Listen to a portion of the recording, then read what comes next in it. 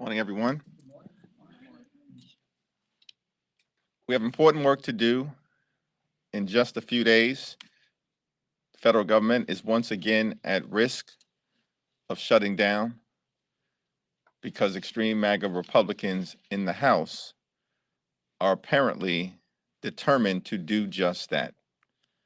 Unless they manage to extract extreme ransom demands related to their highly partisan policy priorities that have no shot of otherwise being enacted into law under the normal legislative process. To be clear, House Democrats are not going to pay a single right-wing ransom demand. We've not done it in the past. We're not going to do it today. We're not going to do it tomorrow. We're not going to do it next week. It will never be done. The only way forward is to come together in bipartisan fashion in order to meet the needs of the American people. And if Republicans are unable to do that over the next few days, then the only approach is to pass a continuing resolution at the fiscal year 2023 levels. Period. Full stop. The challenge that we confront is that the extreme MAGA Republican agenda, which is deeply unpopular all across America, has nothing to do with improving the quality of life of the American people. The extreme MAGA Republican agenda is all about defaulting on America's debt, shutting down the government, crashing the economy, criminalizing abortion care, cutting Social Security and Medicare, impeaching President Joe Biden, and censuring House Democrats. That's the extreme MAGA Republican agenda. It's been that way from the very beginning of this year, and they've done nothing on their own to improve the quality of life of the American people. House Democrats, we're going to continue to put people over politics, build upon the incredible track record of success under the leadership of President Biden, including the passage of the PACT Act, where we were able to stand up for who had been exposed to toxic substances, burn pits, and Agent Orange, and were unable to get the health care that they needed. Until Democrats, under the leadership of President Biden, Speaker Pelosi, Leader Schumer, in the House and the Senate, passed the PACT Act to make sure that millions of veterans now have the health care that they need. That is the work that should be ongoing for the American people, solving challenges for veterans, for hardworking American taxpayers, and for people all across the country. Not the extreme MAGA Republican agenda, which has nothing to do with the health, the safety, or the economic well-being of the American people. In fact, what they want to do is undermine the health, the safety, and the economic well-being of the American people, including by continuing to try and march us to a nationwide abortion ban. Questions? Leader Jeffries, is a clean CR a red line for you? A continuing resolution that is at the fiscal year 2023 levels is the only way forward, because that's the status quo.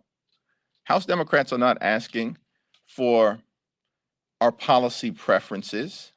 We're asking for the status quo to keep the government open. So would you accept anything other than that? A clean continuing resolution at the fiscal year 2023 levels is the only way forward.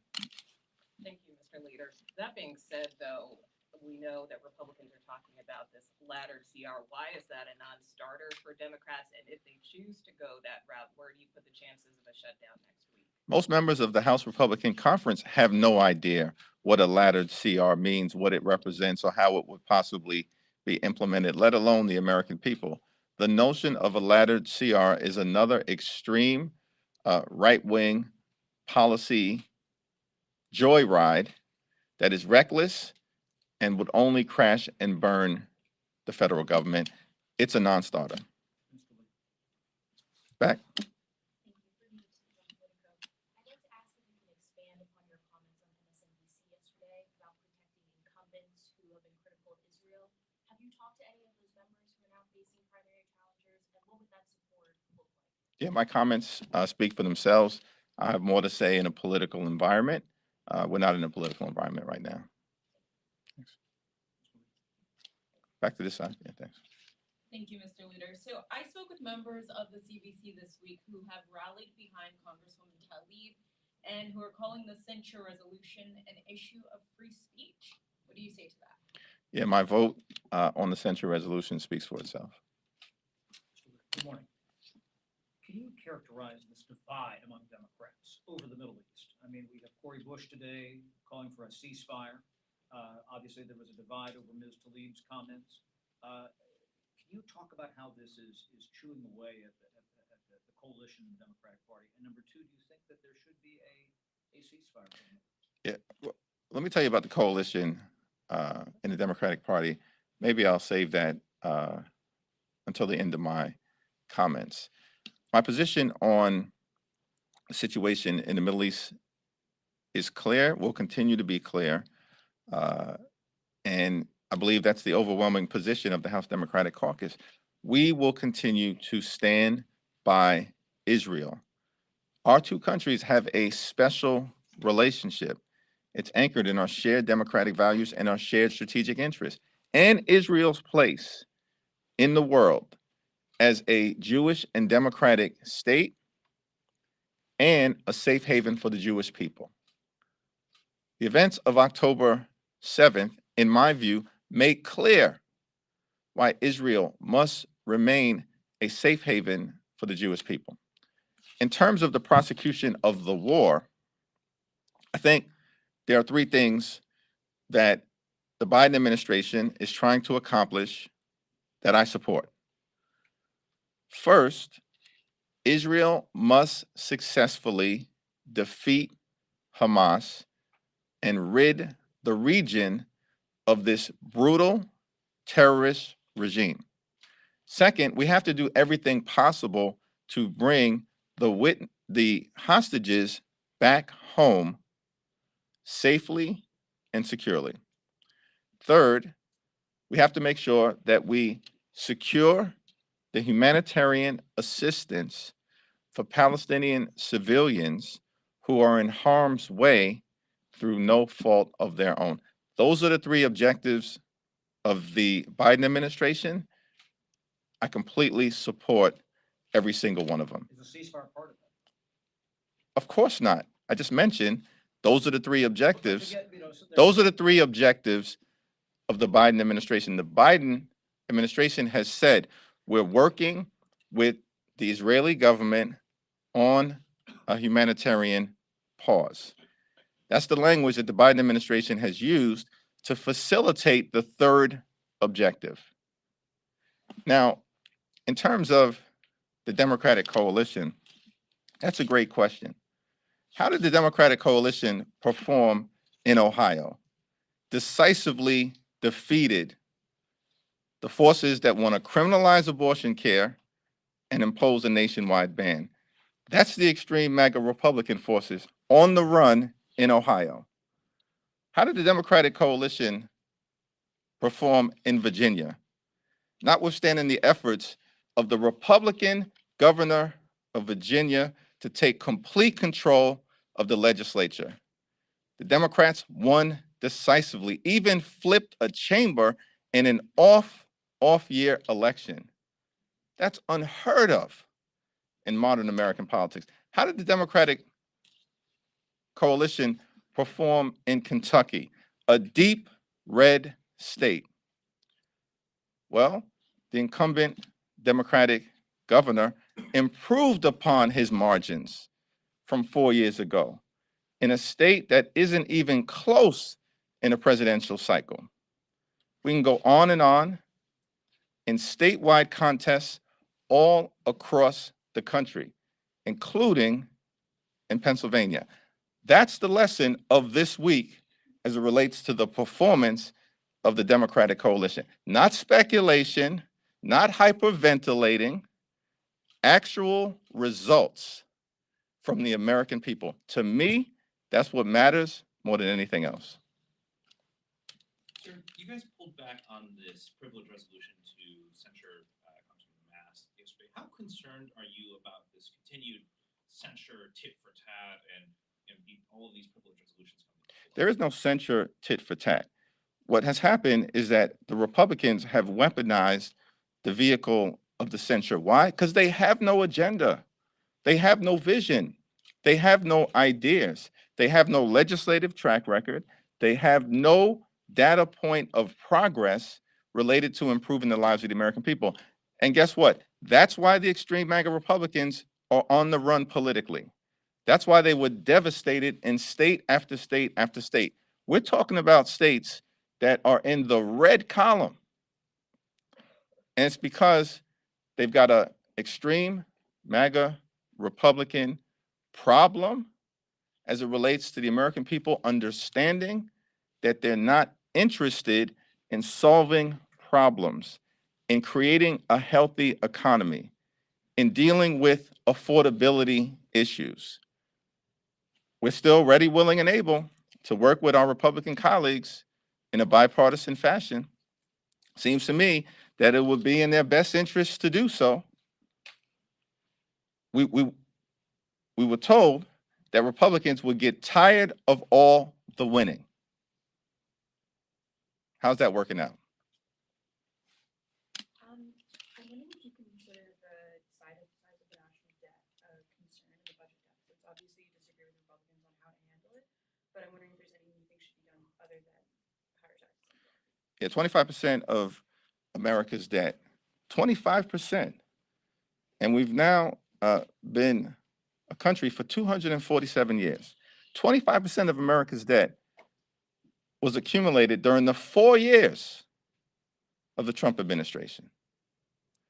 So, yes, we should look at some of the policies of the Trump administration, such as the GOP tax scam, where 83% of the benefits went to the wealthiest 1% in America, and our children and grandchildren were asked to shoulder $2 trillion worth of debt to pay for the lifestyles of the wealthy, the well-off, and the well-connected, who weren't even asking for a dramatic tax cut? Yeah, that's a problem. The interesting thing is that when you look at the Democratic track record, we actually reduced the deficit. Bill Clinton inherited a deficit and turned it into a surplus. President Barack Obama inherited a $1.5 trillion deficit and 2 failed wars, as well as a great recession, and turned that $1.5 trillion deficit into a $500 billion deficit, cutting $1 trillion. And despite all of the problems inherited by President Biden, because the previous 4 years was a complete and total train wreck, President Biden was able to oversee one of the most productive Congresses in American history, American Rescue Plan, Infrastructure Investment and Jobs Act, PACT Act, gun safety legislation for the first time in 30 years, CHIPS and Science Act, which brought domestic manufacturing jobs back home to the United States of America, and the Inflation Reduction Act, striking a blow against the climate crisis, lowering prescription drug prices, including dropping the price of insulin to $35 a month, and did all of that while reducing the deficit by $1.7 trillion. So our view is that, yes, we are going to continue to deal with our debt and deficit problems because Democratic presidents have always done it. The problem actually comes from the extreme MAGA Republicans. They talk a good game. Their track record is horrible. On Tuesday night, obviously there were several Biden won districts on Long Island, and the GOP made some what is your assessment of what's going on Long Island? Is winning there still part of the calculus for you to win control of the House next year? And if so, how do you reverse the trends? Well, the interesting thing is that the Suffolk County District was held by Lee Zeldin for the previous 6 to 8 years. And so it was won by a Republican. It's fascinating to me, tells you the kind of position that my friends on the other side are in. Decisively win in Ohio, decisively win in Virginia, decisively win in Kentucky, decisively win in New Jersey, decisively win in Pennsylvania, win seats that were trending in the other direction in South Brooklyn, flip seats in Rockland County, New York 17. And despite all of that, we hear about Suffolk County, a seat that Republicans have held for the last 5 terms. So do I think that that is in any way indicative of their prospects in November of 2024? It's a laughable prospect. It tells you how desperate they are. And all we're saying is the politics are going to be the politics. I think we've got a tremendous amount of momentum, but there should be a time and place to govern. We want to put people over politics. We want to deal with the child care issues that exist in America right now. We want to deal with making sure that the affordability connectivity program that allows for internet access all across the country continues to be funded. We want to make sure that there's disaster assistance for the American people. These are all requests made by the Biden administration that we should meet because it helps everybody. In urban America, in rural America, in suburban America, in small town America, in the heartland of America, in Appalachia. We're just asking our Republican colleagues to join us to make a difference for the American people. But what we hear from them is that we will never put people over politics. Sad. I want to go back to something you said up at the top, where you said the number in the CR has to be the FY23, the current spending. That's our position. But the Democrats wouldn't insist on policy preferences. Is there some leeway there where basically you guys could give in a little bit on some policy riders in order to if you got the FY23 numbers? There is not an extreme MAGA Republican policy rider that I think we would find acceptable. Are we going to agree to further criminalize abortion care? Are we going to agree to a nationwide abortion ban? Are we going to agree to gut programs within the military designed to make sure that our military is broadly representative of our society? Are we going to allow the extreme MAGA Republicans to bully LGBTQ children with increasing suicide rates? There's not a single extreme MAGA Republican policy writer that we can agree to, in my humble opinion. Second. Jeffries, this will jump in next, sir. Thank you. I wanted to get your reaction to the debate last night, despite Republican candidates still trying to vie for the attention of the American public. Donald Trump still pulls ahead in the polling, and also President Biden's polling is showing a downward trend. So, what are your thoughts on the debate last night? I haven't had the opportunity to see it, process it, or think about it. Thank you, Mr. Leader.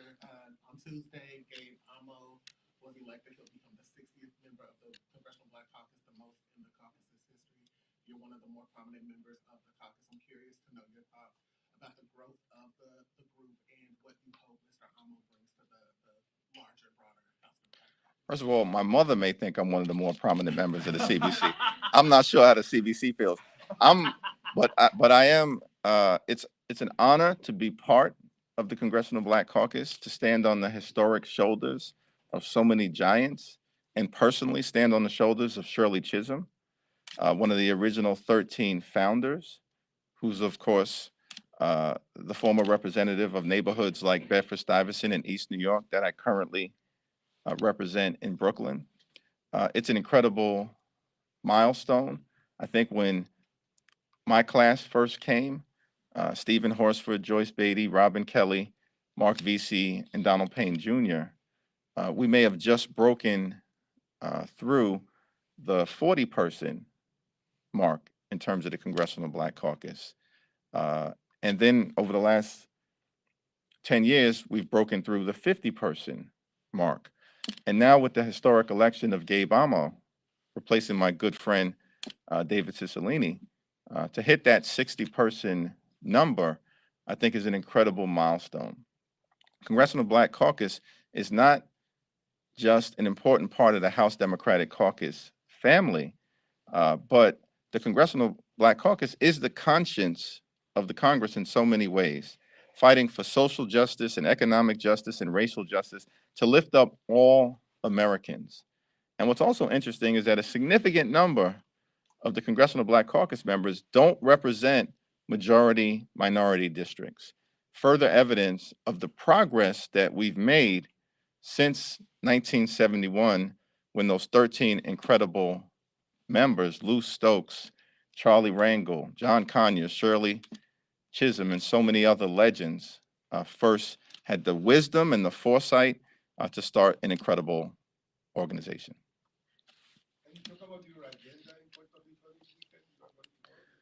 Yeah, I look forward to participating with Chairwoman Nanette Barragan and the Congressional Hispanic Caucus as part of the continuing Congressional Hispanic Caucus on the Road series, which will make a stop in Puerto Rico to honor Puerto Rican veterans on Veterans Day as it's celebrated tomorrow, and to talk about the things that we need to continue to do to support our veterans from Puerto Rico and throughout the mainland of the continental United States.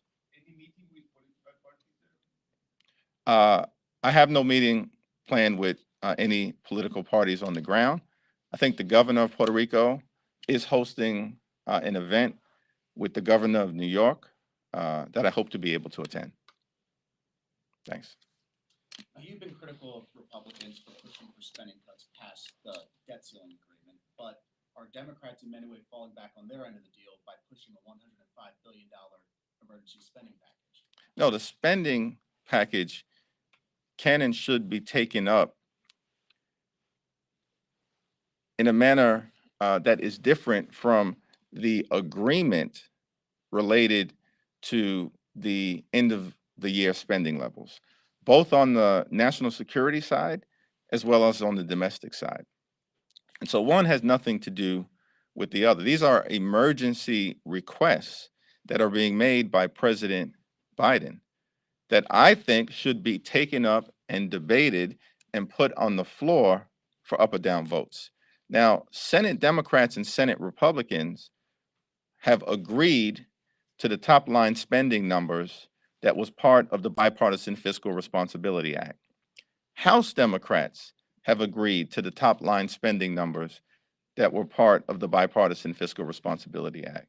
President Biden has agreed to the top line spending numbers that were part of the Bipartisan Fiscal Responsibility Act. The only group that's out there on an island, as has been the case from the beginning of this Congress, are the extreme MAGA Republicans, who broke the agreement that they not only insisted they negotiate, but passed into law with about 2/3 of the House Republican conference supporting the Fiscal Responsibility Act. And then a week later, they broke their word. And all we're asking is that in this town, as we try to make progress for the American people, that people keep their word. Perhaps nothing more significant than that. Not just for member-to-member relationships, but for the American people. I think I just want to make sure, is there any other additional questions that people haven't asked questions yet? Thanks. I wanted to follow up on. You asked a question already, is that right? Okay, I'm sorry. Can Yeah, I get a second? sorry. Yeah. So we're. I got to spread the love. It's the Brooklyn way. Yeah. Shutdown is rapidly approaching. Speaker Mike Johnson doesn't seem to have unveiled a plan that we know of as of yet. Do you think this is not going to affect that he's so new to his job? What do you make of the lack of a plan so close? And is this perhaps a weakness of Speaker Johnson? He hasn't come out with a plan yet? Well, I've had several very positive, forward-looking, authentic conversations with Speaker Johnson, and I expect that that will continue to be the case. And I will continue to say to him that we are ready, willing, and able to work with House Republicans in a bipartisan fashion to solve problems for hardworking American taxpayers on any issue. But at the same time, we will continue to push back against Republican extremism whenever necessary.